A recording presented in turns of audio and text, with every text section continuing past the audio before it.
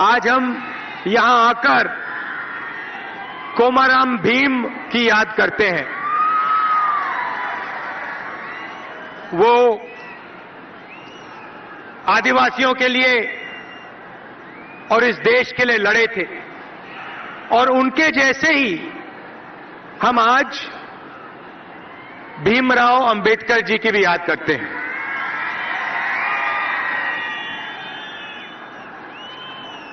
और पूरा देश अंबेडकर जी की याद करता है, मगर पता नहीं क्यों यहां के जो आपके चीफ मिनिस्टर हैं उन्हें अंबेडकर जी का नाम अच्छा नहीं लगता है। अंबेडकर प्रोजेक्ट जो इरिगेशन का प्रोजेक्ट था उसका नाम बदला और अंबेडकर जी का चीफ मिनिस्टर ने अपमान किया। और जो प्रोजेक्ट 38,000 करोड़ रुपए में बनना था उस प्रोजेक्ट को बदलकर चीफ मिनिस्टर ने एक सुनाई नहीं दे रहा भैया, they are saying they can't here.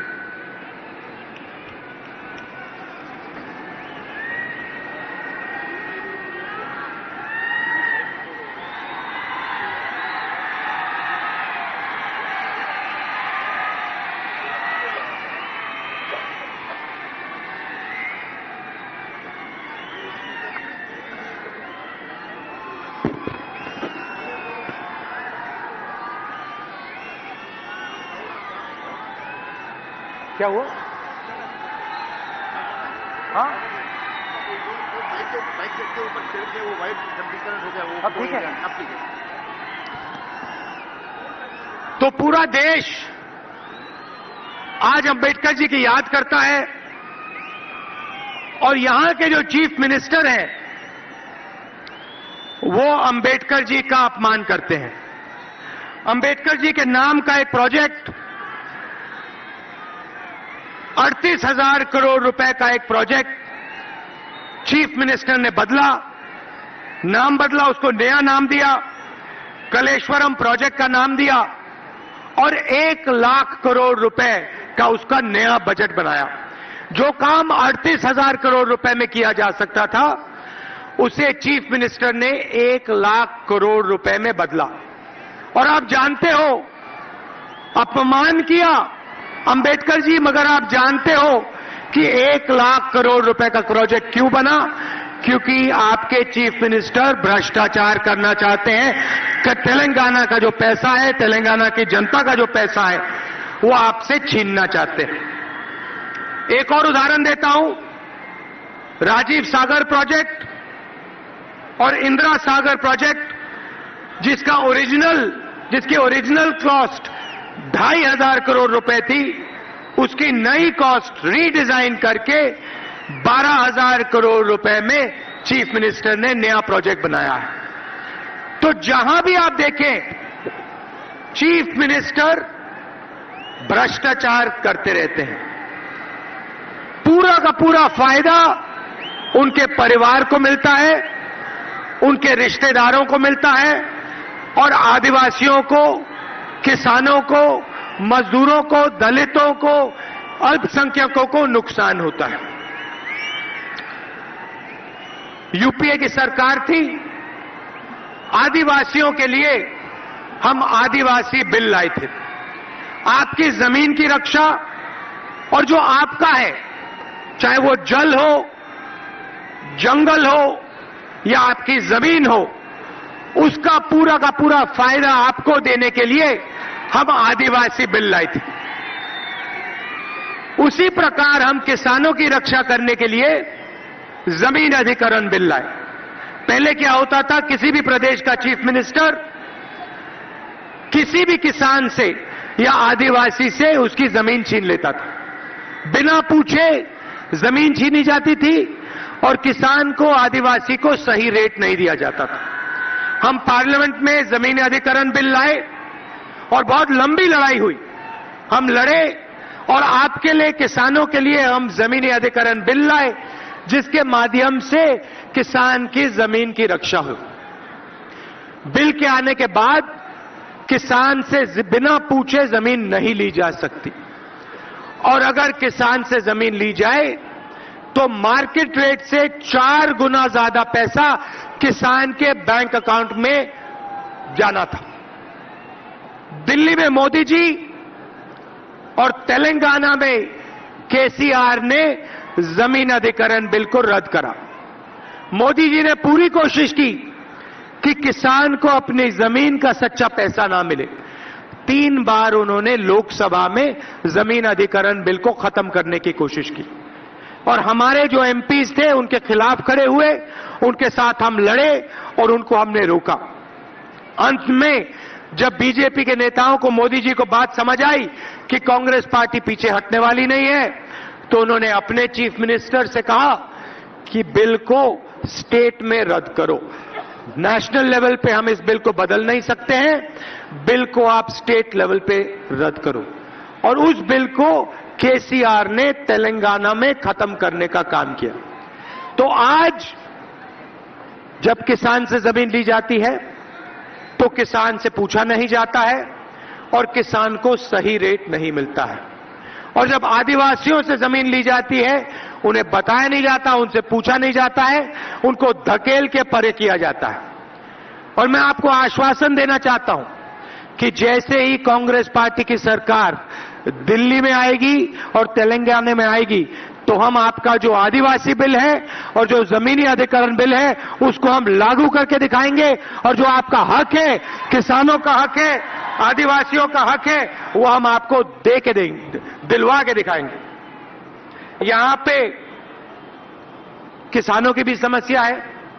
पूरे देश में किसान आत्महत्या कर रहे हैं और तेलंगाना में हजारों किसानों ने आत्महत्या की। जहां भी देखो देश में किसान कहीं ना कहीं आत्महत्या कर रहा है। क्यों कर रहा है? क्योंकि उसको सही दाम नहीं मिलता है, चाहे वो कॉटन की खेती हो, चाहे वो अलग चीजों की खेती हो। किसान को हिंदुस्तान में ना नरेंद्र मोदी ना केसीआर सही दाम दिलवाता है। और कांग्रेस पार्टी ने आश्वासन दिया है कि हम आपका सिर्फ कर्जा माफ नहीं करेंगे, 2 लाख रुपए तक हम आपका कर्जा माफ करेंगे। मगर सिर्फ कर्जा नहीं माफ करेंगे, आपको हम सही कपास के लिए हम आपको सही दाम दिलवाएंगे।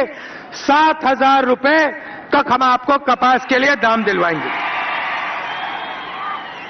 क्योंकि इस देश को किसान ने बनाया है, मजदूर ने बनाया है, छोटे दुकानदार ने और युवा ने बनाया है। केसीआर सरकार में आए तो उन्होंने तेलंगाना के युवाओं से वायदा किया था कि हम हर परिवार को एक रोजगार देंगे। मैं आपसे पूछना चाहता हूं, क्या तेलंगाना के हर परिवार को केसीआर ने एक रोजगार दिया है, हां या ना? केसीआर ने कहा था कि 3 एकड़ जमीन एससी और एसटी लोगों को दी जाएगी। क्या एससी और एसटी लोगों को 3 एकड़ जमीन दी गई, हां या ना? केसीआर ने कहा था कि 2 बेडरूम का घर दिया जाएगा।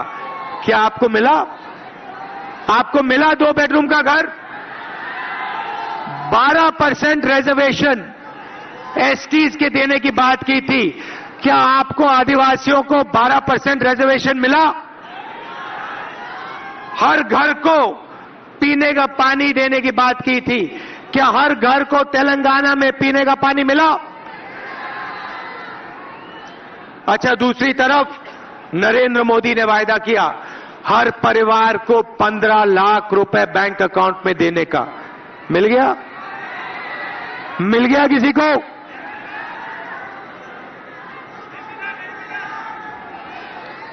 मोदी जी ने कहा था 2 करोड़ युवाओं को हिंदुस्तान में हर साल रोजगार मिलेगा। मिला? किसानों को सही दाम मिलेगा? मिला? तो जहां भी केसीआर जी जाते हैं और नरेंद्र मोदी जी जाते हैं, झूठे वायदे करते हैं। आप मेरी सब स्पीच देख लो। 15 साल से मैं राजनीति कर रहा हूं। हमने किसानों से कहा था हम आपका कर्जा माफ करके दे देंगे। 70,000 करोड़ रुपया हिंदुस्तान के किसानों का कर्जा माफ करके दिया हमने।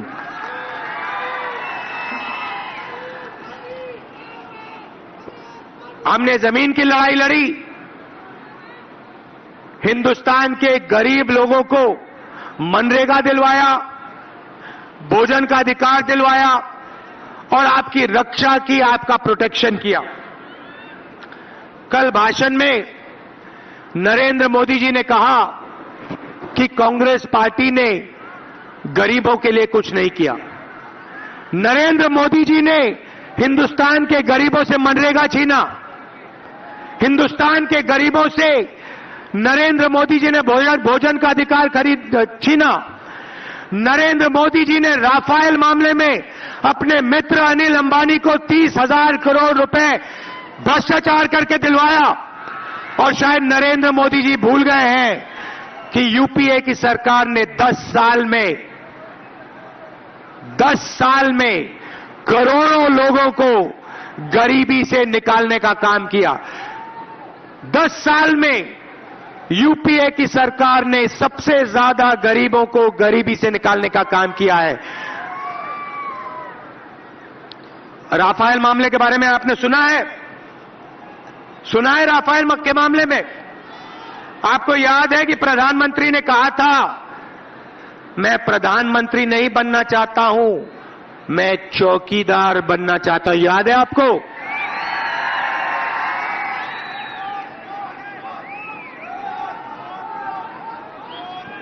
मोदी जी ने आपको यह नहीं बताया कि वो किसकी चौकीदारी करना चाहते थे। नरेंद्र मोदी जी ने हिंदुस्तान के सबसे अमीर 15 लोगों की चौकीदारी की है। नीरव मोदी की चौकीदारी, मेहुल चोकसी की चौकीदारी, विजय माल्या की चौकीदारी, ललित मोदी की चौकीदारी और सबसे बड़ा अनिल अंबानी की चौकीदारी नरेंद्र मोदी जी ने की।